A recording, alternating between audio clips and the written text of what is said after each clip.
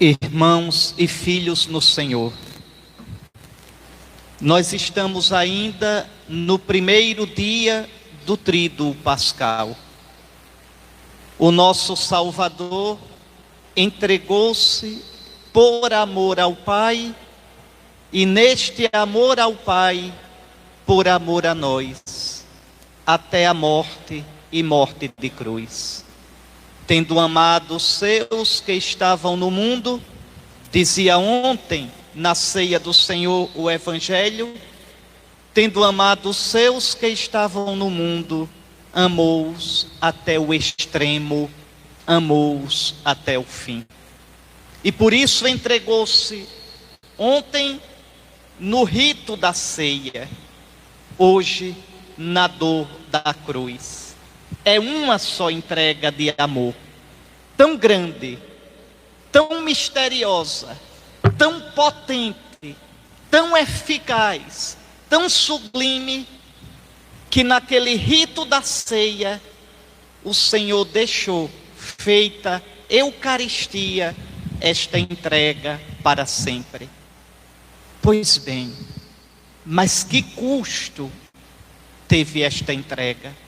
Hoje nós o vemos homem de dores. A igreja hoje não celebra a Eucaristia, não celebra a Santa Missa. Por isso o altar descoberto. Na igreja, o altar assim despojado quer dizer sempre isto: jejum eucarístico, jejum da celebração do sacrifício eucarístico de Cristo. É verdade que vamos comungar, que ninguém diga que os católicos adoram um Deus morto. Não, vamos comungar daquelas partículas consagradas ontem. Jesus vivo, ressuscitado, porque imolado já não morre, morto vive eternamente. Mas está aí sim o altar despojado. A igreja hoje não celebra a Eucaristia, mas os cristãos se reúnem para, de modo solene, celebrar a paixão do seu Salvador. Está Jesus na cruz. O que significa esta cruz? Olhando-a de fora, é um desastre. Olhando de fora, olhando simplesmente com os olhos da carne, a cruz traz somente más notícias. Que quem é bom, que quem é justo, termina deste modo. Que Deus se cala diante dos seus servos, dos seus amigos que gritam por ele. Os próprios inimigos de Jesus vão dizer: confiou no Senhor, que ele o salve. E Deus não salva. Onde está Deus? Nestes tempos de pandemia, de incerteza, quantos fazem esta pergunta? Onde está Deus? Diante de um mundo crucificado. Mas olhem, se este bendito, para não dizer diferente, coronavírus, deixa clara a fragilidade humana, descobre a mortalidade, o sofrimento da vida humana. Mas atentos, porque sem coronavírus, todos os dias, todos os anos, em todos os momentos neste mundo, morre-se, sofre-se, chora-se, suporta-se injustiça, grita-se por Deus. E a dor do mundo, o sofrimento do mundo, deixam tantos com essa pergunta: Senhor, onde estás? Mas aqui há uma diferença. O ímpio diz, o soberbo diz: onde está Deus? E zombando diz: Deus não existe. Onde está Deus que permitiu esta pandemia? Onde está Deus que deixou o contágio de fulano, que permitiu a morte de Beltrano? Onde está Deus que não deteve esta coisa que tanto dissabor e tanta tristeza vai trazer pelas consequências que deixará? Onde está Deus? E estes ímpios terminam dizendo: Deus não existe. Deus não existe. Queridos irmãos e irmãs, olhando a cruz, o ímpio dirá sempre isto: Deus não existe. Vejam Jesus o Nazareno. Confiou no Senhor e o Senhor o abandonou. Com grande clamor e lágrimas, diz a segunda leitura desta solene celebração, com grande clamor e lágrimas, dirigiu preces e súplicas àquele que o podia salvar da morte.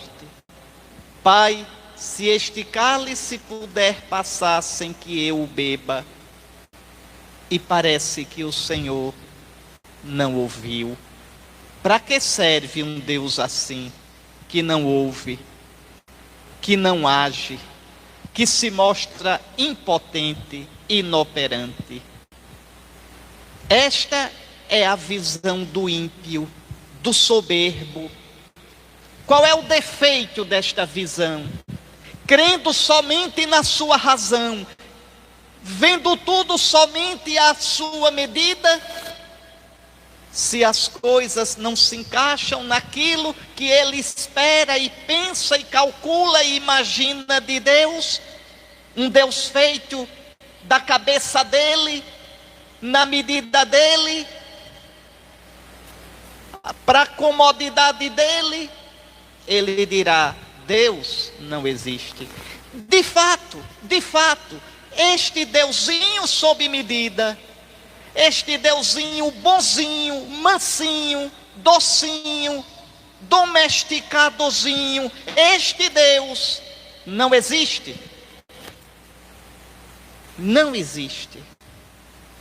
Por isso aquela pergunta ímpia: onde está o teu Deus? Fica sem resposta.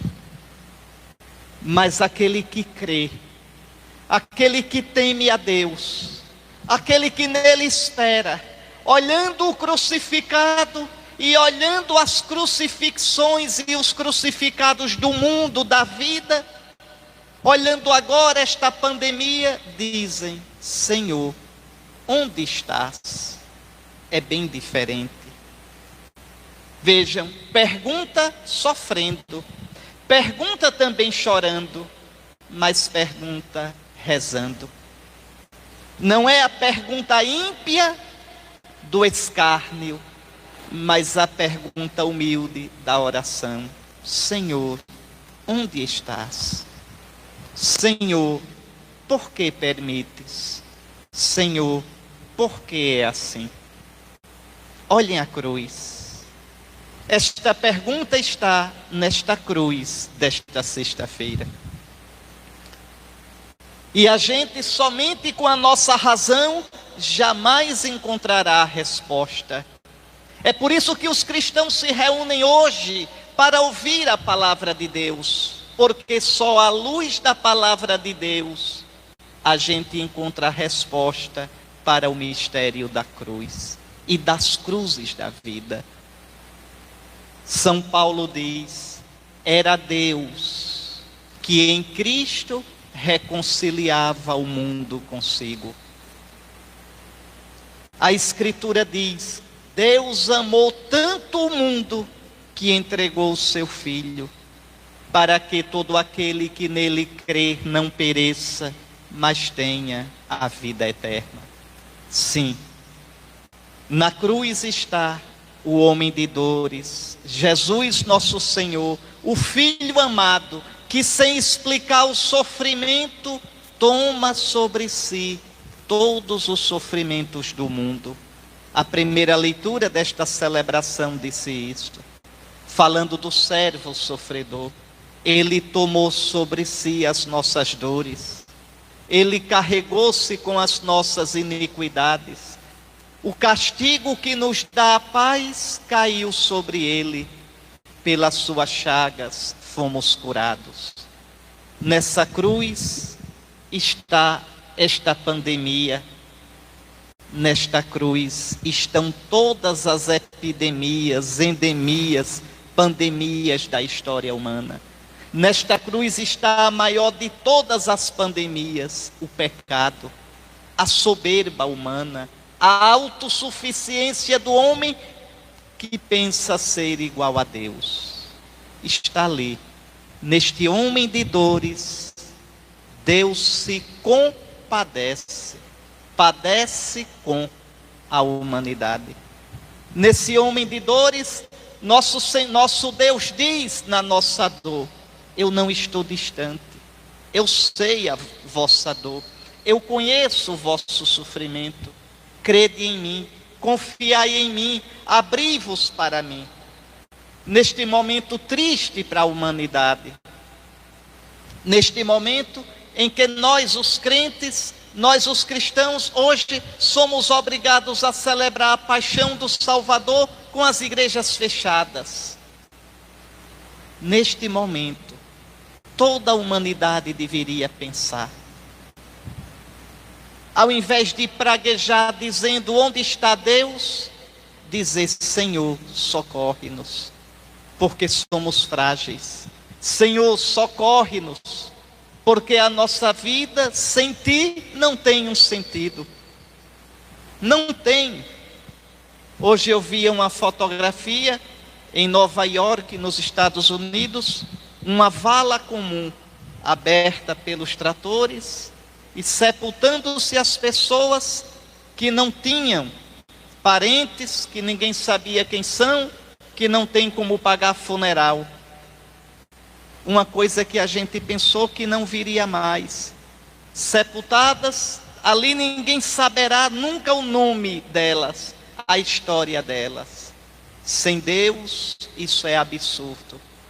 Com Deus, tudo muda de sentido.